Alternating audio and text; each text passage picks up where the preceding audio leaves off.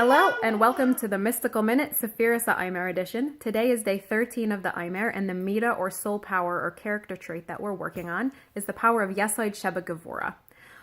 Gevurah, just for a quick refresher, is again the power of strength or restraint within the soul, the ability to set limits, to say no, to withhold when necessary. Now the power of Yesod is our ability to connect intimately and to bond with other people. So when we're examining this Mida to see how it's functioning and how we can improve it, one question that we can ask ourselves is, when I use my Gevurah, does it help to preserve and protect and enhance my bond and relationship and connection with other people? Or when I set limits using Gevurah, do I build walls that ultimately undermine my connection with other people? Here's a practical example. Say your colleague or child or spouse speaks to you in a way that's totally rude and unacceptable.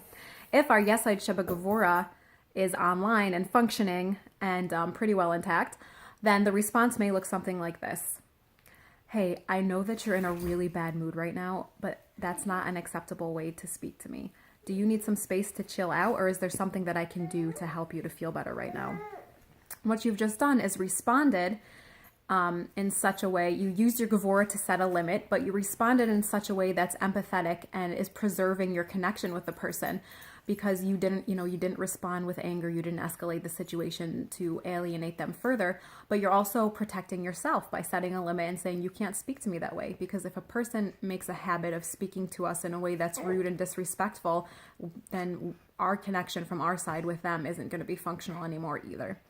So if our Yesod She'beGevurah, if we're using our Gevurah to build walls instead of connecting with people, and our Yesod She'beGevurah is offline or needs some work, the response could look one of two ways.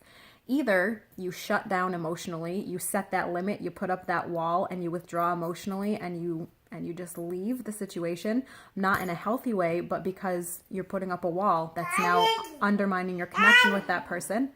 Or it could look something along the lines of, how dare you speak to me that way? And, you escalate the situation. You used your Gevurah to set that limit, but it was also putting up a wall of anger that undermined your connection with that person. So today we really look at, when we set limits with other people, when we use our Gevurah, do we do it in such a way that enhances and protects and preserve our Yesod, our connection with other people? Or do we do it in such a way that it puts up walls and undermines our connection with other people? Have a great day.